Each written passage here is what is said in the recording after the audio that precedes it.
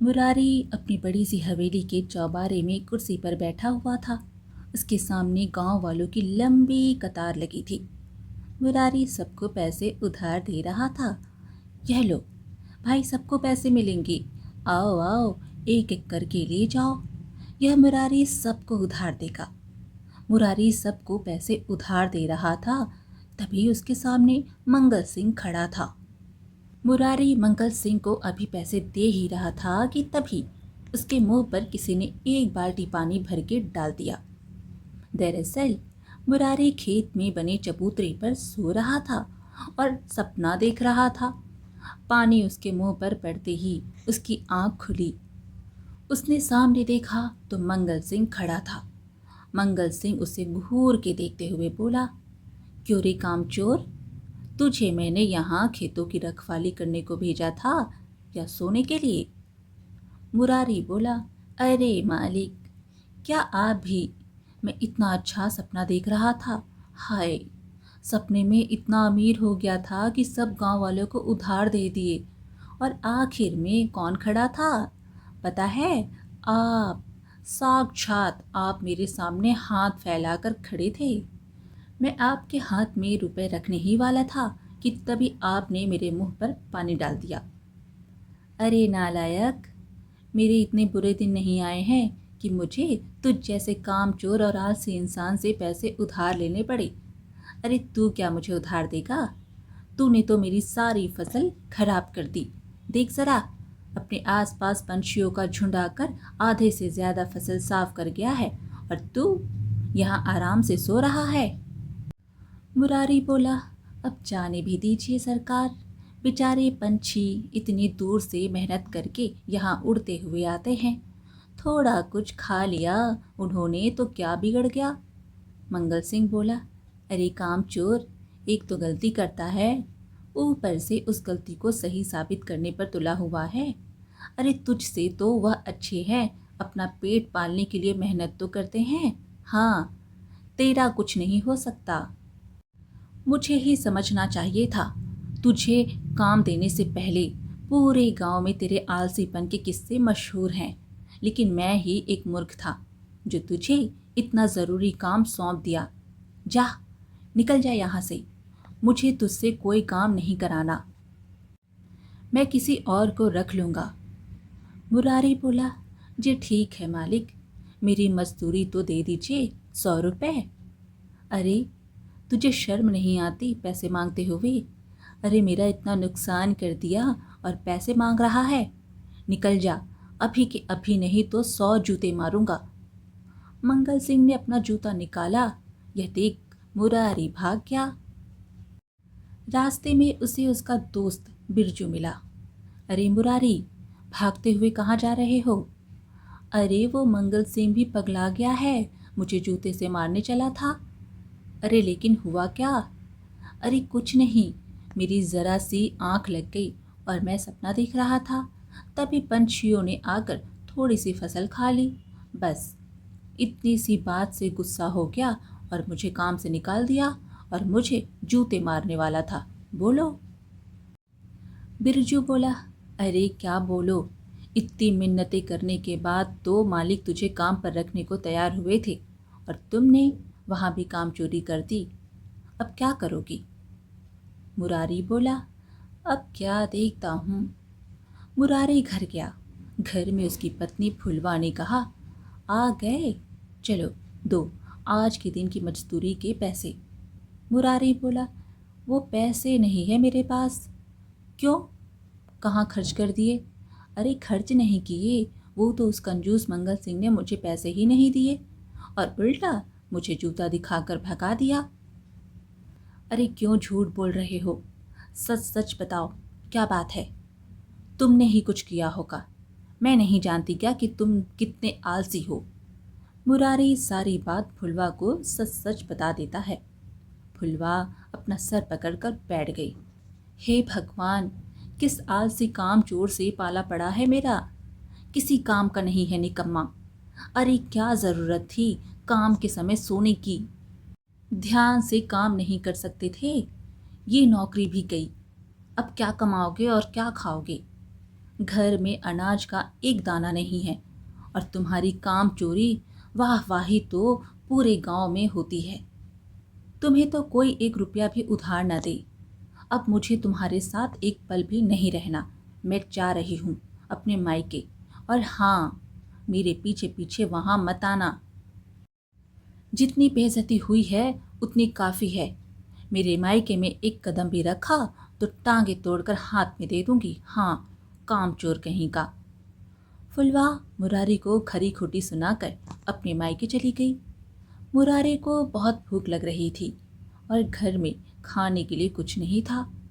मुरारी ने सोचा किसी दोस्त या पड़ोसी के घर जाकर कुछ खा लूं। लेकिन मुरारी को देखकर सबने उसके मुंह पर अपने घर के दरवाजे बंद कर लिए।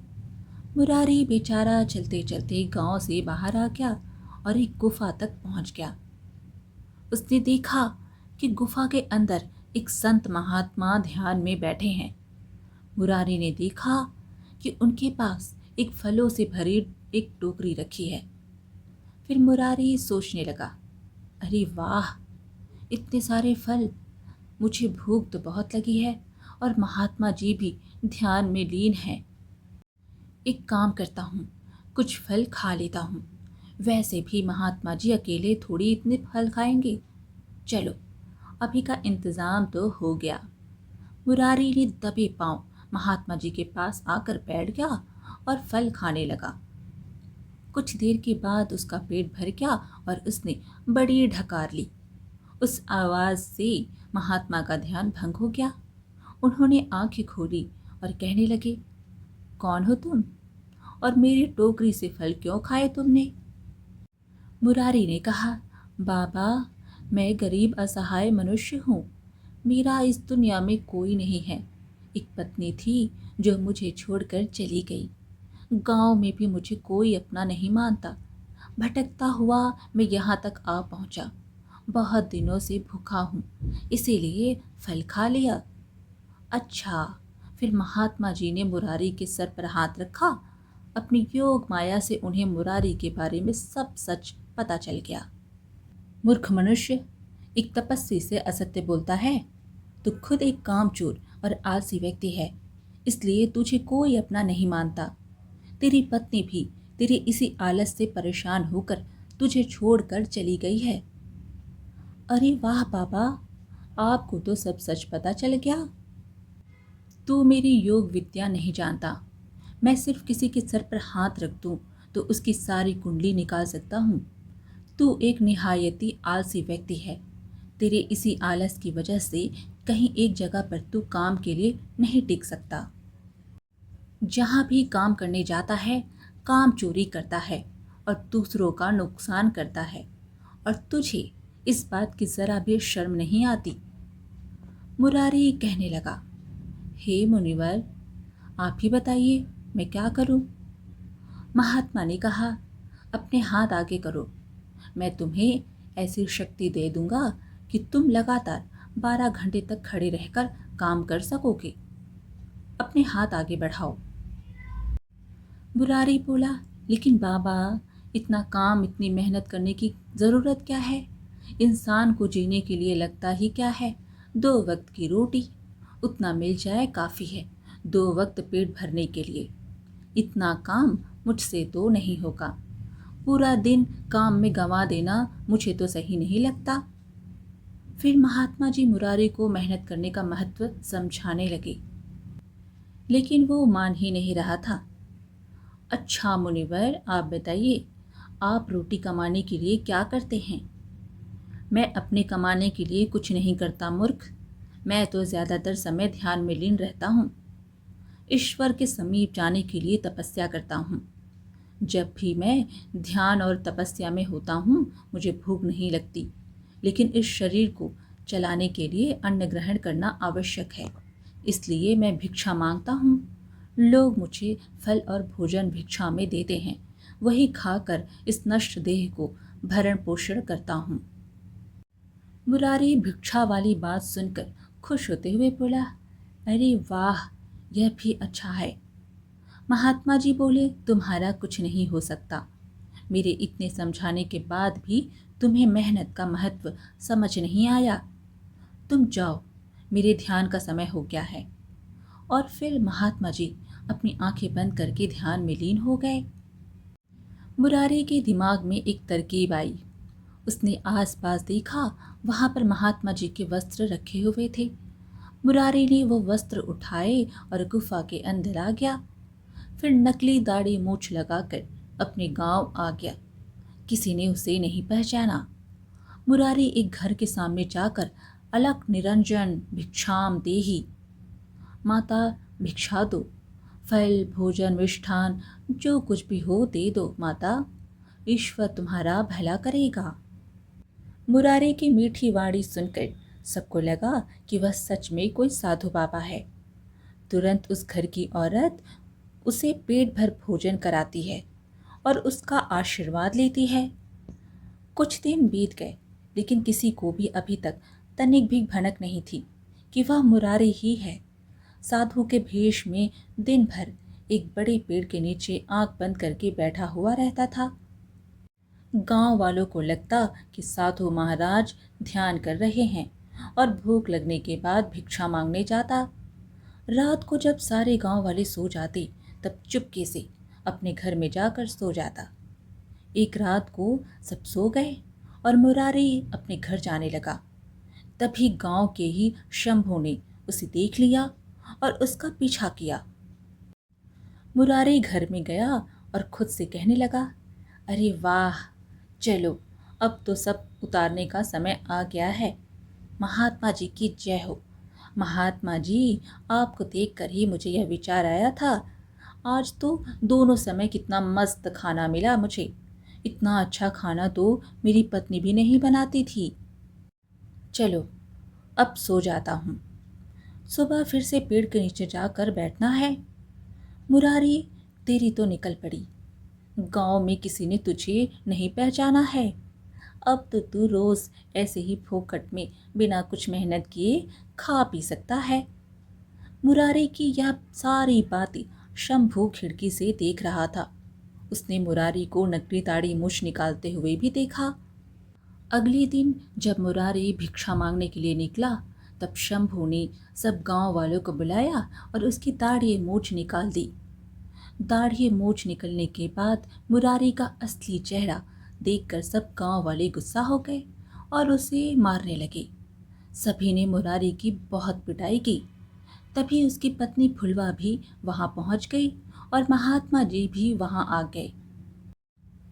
महात्मा जी ने देखा कि उनके चुराए हुए वस्त्र मुरारी ने पहने हुए हैं। फिर महात्मा जी ने गांव वालों से पूछा, अरे तुम लोग क्यों मार रहे हो इसे? गांव वालों ने कहा, मुनिवर, यह आदमी आलसी और कामचोर तो पहले से ही था, लेकिन अब तो झूठा और मक्कार भी हो गया है। यह पिछले कई दिनों से आपका भेष धारण करके हमें फंसा रहा था। आप जैसे वस्त्र पहनकर नकली दाढ़ी मूछ लगाकर पूरे गांव में घूम रहा था और भिक्षा मांग रहा था। हम तो यही समझते थे कि कोई तपस्वी है, लेकिन यह तो कामचोर मुरारी निकला। मुनिवर, आप ही बताइए कि अगर कोई साधारण व्यक्ति किसी तपस्वी का भेष धारण करे, तो हम जैसे गरीब गांव वाले असली और नकली की पहचान कैसे करेंगे? महात्मा जी ने कहा, सही कह रहे हो तुम बालक। इस मुरारी ने हम जैसे तपस्वी का अपमान किया है। आगे से कोई असल तपस्वी पर विश्वास नहीं करेगा। मैं अभी इसे श्राप देता हूँ। तपस्वी जी ने अपने कमंडल से जल निकाला और मुरारी को श्राप दे ही रहे थे कि तभी फुलवा कहने लगी, रुकिए मुनिवर, मैं आपके आगे हाथ जोड़ती हूँ। इन्हें कृपया कोई श्राप मत दीजिए। ये बहुत आलसी हैं, कामचोर हैं। इनका और मेहनत का दूर दूर तक कोई वास्ता नहीं है। फिर भी हैं तो ये मेरे पति ही ना। अगर इन्हें कुछ हो गया तो मैं क्या करूँगी? मेरी आपसे विनती है कि आप इन्हें श्राप मत दीजिए। मुरारी ने भी कहा, हाँ मुनिवर, मैं बहुत शर्मिंदा हूँ और आपसे माफ़ी मांगता हूँ। मैंने आपका भेष लेकर बहुत गलत किया है, पाप किया है, लेकिन मुझे सुधरने का एक अवसर दीजिए। मैं अब काम चोरी नहीं करूँगा और मुझे आशीर्वाद दीजिए कि आलस अब मुझे कभी छुए भी ना।